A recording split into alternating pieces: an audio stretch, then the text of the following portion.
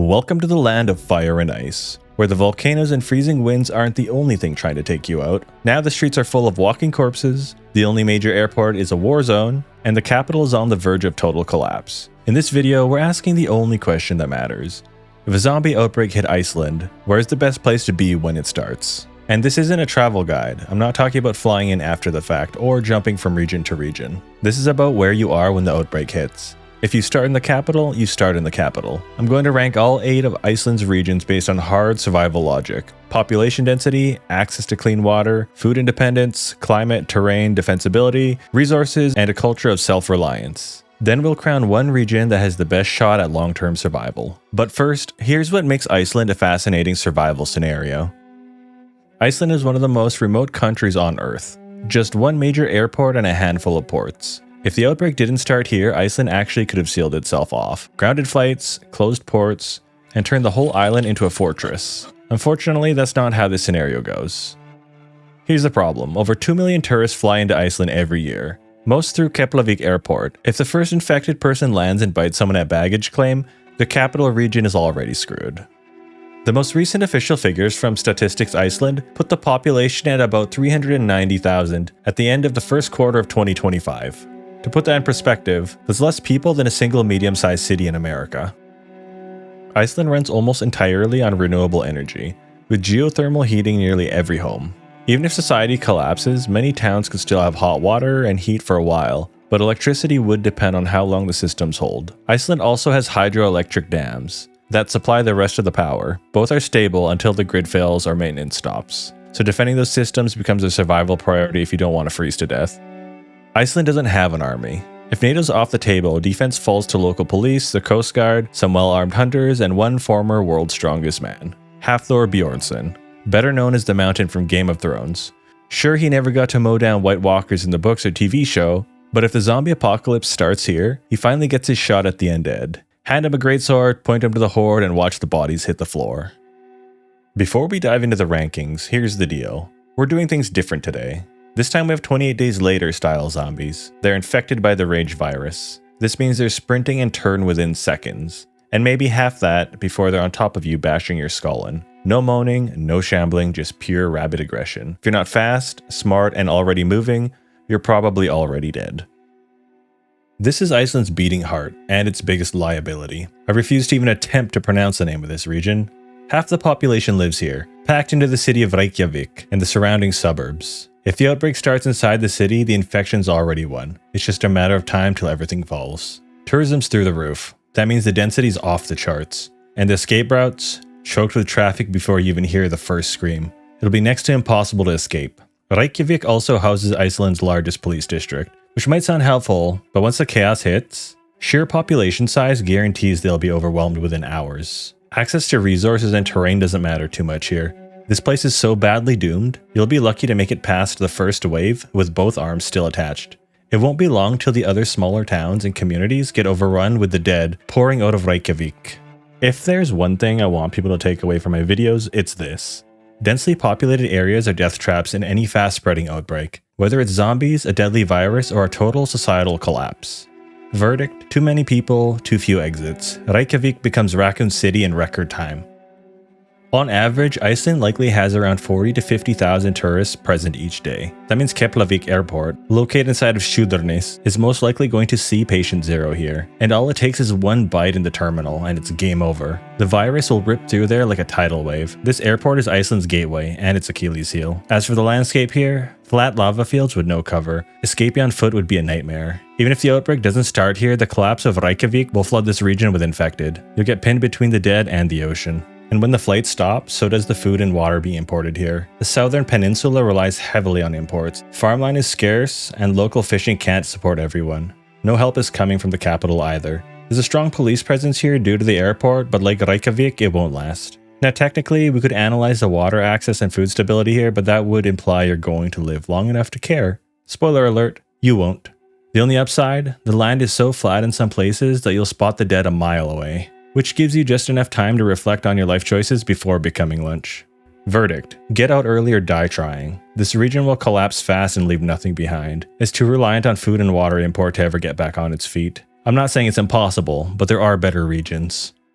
Suðurland is a massive wide open farmland. We're talking rivers and scattered towns spread across a huge area. That space gives you options, but don't assume it'll make you safe. On paper, it looks solid. It's got fertile land, rivers, geothermal greenhouses, and some of the best water in the country. But when the capital region and southern peninsula fall, the flood of survivors and infected will spill directly into this region. And that's assuming it doesn't start here. If it does start here, those scattered towns will get overrun fast. The open terrain makes it hard to hide, and without time to prep, even remote areas won't stay safe. You're either already off-grid or you're fighting tooth and nail for the same resources as everyone else while all hell breaks loose. The flat open farmland might look peaceful now, but it works both ways. The Undead can cross the terrain as easily as you can, and if the Horde spots you, there's nowhere to hide. There's geothermal power and food production potential here long term, but none of it lasts if the systems fail. Same goes for the geothermal greenhouses, they only function for as long as the power stays on. Emergency services exist in larger towns in this region, but don't expect much. Most stations might be quickly abandoned, overrun, or stripped bare. Suðurland is also home to the largest population of Icelandic horses. In a world without gas stations, these animals might become your best shot at traversing open fields, pulling supplies, or even outrunning the infected across terrain vehicles can't handle. Verdict: if you're already isolated, you've got a shot. But once people start flooding in, the region becomes a feeding ground. Long-term survival might be possible here, but only if you're prepared and lucky enough to outlast the initial chaos. Vestfjords should rank higher, but it's too close to the capital for comfort. That said, it walks the line between danger and opportunity. It's got farmland, fishing, and enough remoteness to dodge the worst of the capital's collapse, but not by much. You've got rivers and springs, most of them are clean enough to drink, until a corpse belly flops upstream.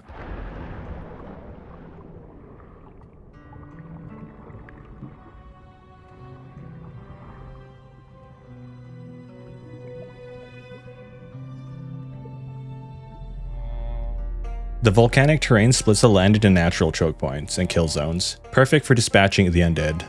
But don't expect mercy from the weather. Once winter hits, it can gut your fishing operation due to harsh weather, rough seas, and shorter daylight hours. If Borgarnes hasn't been hit yet, it's got a solid ace up its sleeve, the second biggest bridge in Iceland. Block that off and you've got a built-in choke point to stop the dead from wandering in. Verdict: it has good balance of everything, but it borders both the capital region and southern peninsula. Refugees and infected will pour in from multiple directions, especially if Route 1 remains open. The lower population count also makes this region rank higher, but every benefit this region offers can be undone by the flood of chaos spilling westward within the first 24 to 48 hours.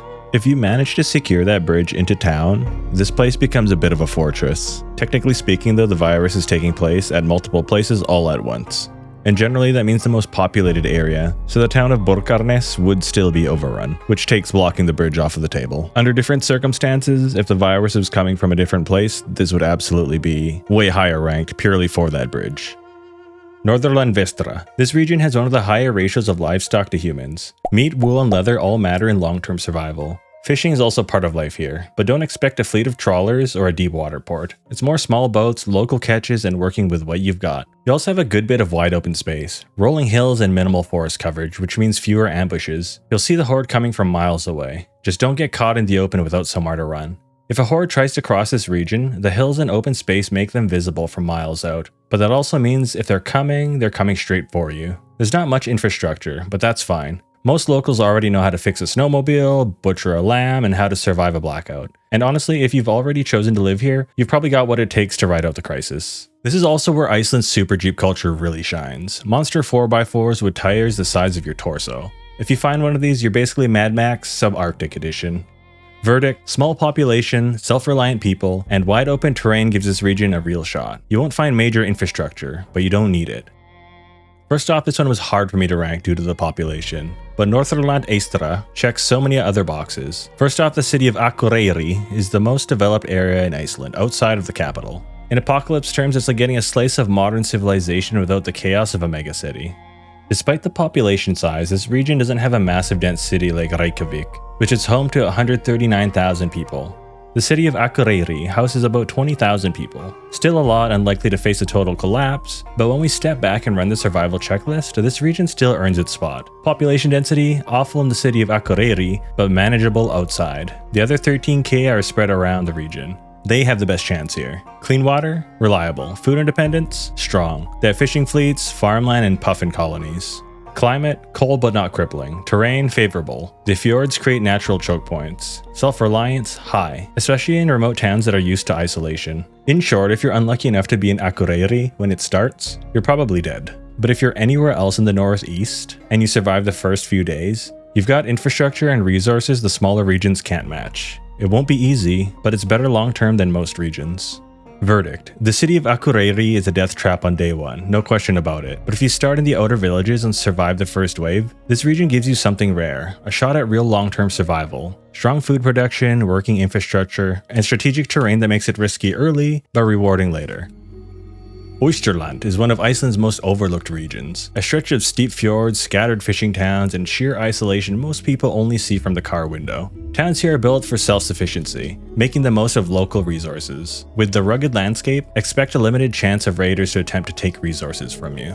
A large area and scattered population means outbreaks start in small isolated areas, buying you valuable time. While roads vanish under heavy snowfall, locals are well stocked and prepared for prolonged isolation. The prevalence of reindeers provide a valuable resource of meat and hides, supplementing fish and sheep in farming. The rugged terrain, however, presents risks. Avalanches and landslides are constant threats. There are a lot of natural choke points to slow the undead advance as well. Localized geothermal grids power small towns, but be aware that a single point of failure could plunge the communities back into the Ice Age. As for law enforcement, it's minimal here, and external help is unlikely. Verdict. A haven hard-earned. Its isolation offers a huge refuge for the initial storm. The constant challenge of the rugged terrain and harsh climate demand unwavering self-reliance. And now for the place that I think is the absolute best, the Westfjords. When the outbreak hits, there is no safer place. The Westfjords aren't just remote, they're unforgiving. Forget walled cities. This is a natural fortress forged from brutal cliffs, treacherous passes, and weather that could freeze hell solid.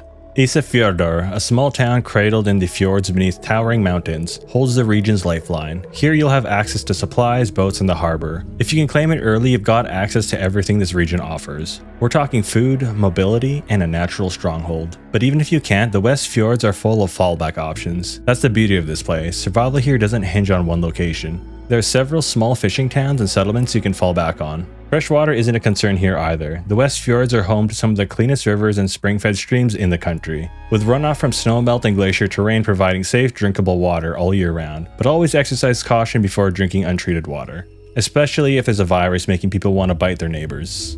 Here, nature isn't just a backdrop, it's your ally. Winter's grip ensures that whatever doesn't fall off a cliff will likely be frozen solid. But the real edge? The people. The Westfjords breed a unique kind of grit. The people here are self-reliant and hardened by generations of isolation. These aren't city dwellers dreaming of survival. They're descendants of Vikings who know how to make everything from nothing. They value what their parents taught them about animal husbandry. Fishing isn't a job here either, it's a way of life. A constant source of food and independence. Sheep roam the hillsides, providing wool and warmth, and meat for the table. And seasonally, the cliffs teem with puffins. They all look sad for some reason. Just gotta throw that in there. They look super sad, and I feel depressed for them. Anyways, responsible harvesting is key though. Decimate the puffin colonies and you decimate a crucial lifeline. Verdict. Isolation isn't a weakness here, it's a shield. The Westfjords are a land where the dead come to die and the living thrive. This is where survival is earned. One storm, one fjord, one frozen zombie at a time. This place has the absolute best chance in Iceland to ride out the zombie apocalypse. So if you're already from here, count yourself lucky. And if you're just visiting this region of Iceland when things went sideways, your only hope is that you made friends with someone willing to drag you through the storm and kind enough not to leave you behind. If you're new to the channel, I have more videos like this where I kind of pit zombies against different countries, or if you're more interested in certain locations, like maybe a school or something like that, check out this playlist.